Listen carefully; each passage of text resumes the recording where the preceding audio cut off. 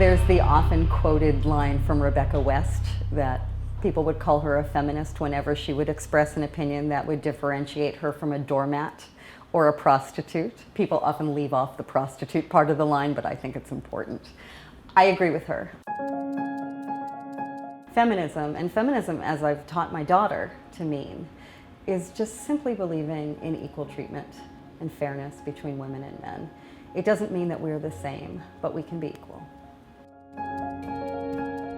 I'm a journalist and an author. I write a lot about so-called women's issues. I write about cultural politics as they relate to gender, often as they relate to religion, policy, lots of different things. I have a daughter, I have an only child, and I also have a husband. It's so weird to me that I said husband before because I never used that word. It was a moment of nerves. So it's a word that I've always been really uncomfortable with. The words husband and wife always connote ownership and balance and a whole tradition that my marriage is very consciously separate from. And I'm ambivalent about marriage itself, so it's so funny to me that I identified myself as someone with a daughter and a husband. One of those moments when you know what dance step to step into when you're asked a certain question, and I think so many of us do that. We just dance right in. So Mama, what's it like being a woman?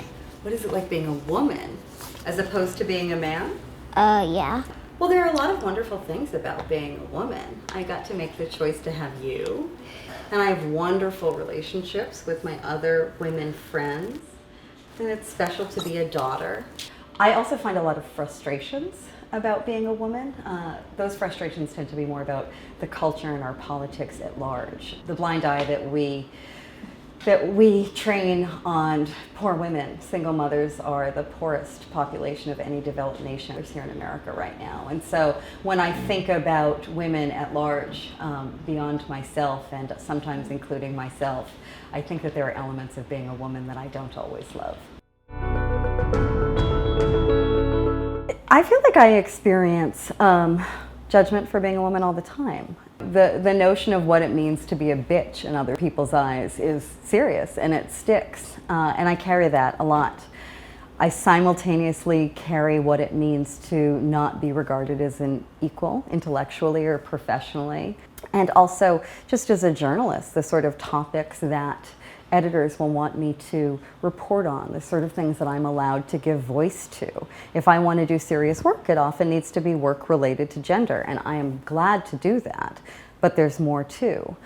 I recall an incident when I was meeting with an agent, and I had just come back from spending a couple months in Iraq reporting, and I brought a book idea to him, and his response to me was, "Honey, why don't you think about doing something a little bit more domestic?" And this was someone at a very reputable place who had ties to great feminist writers. I feel like that sort of response follows me. I never have the response of, oh gosh, I wish I were a man. I guess I orient more towards anger and towards an impulse for change than I do to play a different role in the status quo. There are a lot of people who believe that culture drives politics.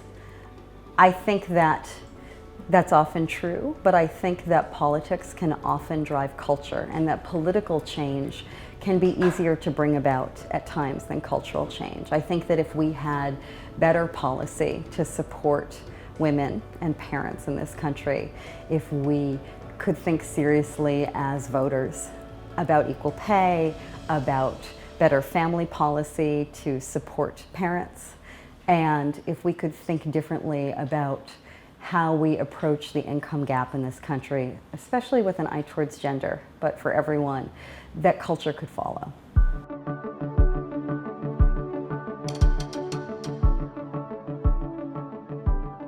I've been fortunate to have some excellent influences in my life. First, my mother, who really taught me to live life on my own terms. And also my mentor and professor, Ellen Willis, who was a great feminist critic. It was It was a ridiculous privilege to spend all of the hours that I did in her office just talking, or going out eating steak together and talking about politics and music and feminism. I can't believe I got to have that experience. And it was funny with her because, you know, she was a sort of withdrawn person. She wasn't the most magnetic person, but her writing was. And so to have this amazing relationship between what she could teach me on the page and what she could show me in person, you know, sitting at the table in her apartment, it was remarkable. And then when her daughter graduated from college, she ended up being my intern when I was an editor at Salon. And that year, Ellen died, and I've been able to continue my relationship with her through her daughter, who's now a remarkable feminist journalist herself. So it's been a relationship that keeps going. Today, I commit to supporting candidates who support better policy for women. I nominate Luz, a driver at Mobile Car Service on Union Avenue in Brooklyn, as our next Womanity Ambassador. I know you like to talk about feminism, and I know that you like to talk about how, as a Puerto Rican woman with an Ecuadorian husband and 3 kids, you don't get a lot of time to vent about it. So here's your chance. I've been running ever since. He said it's been a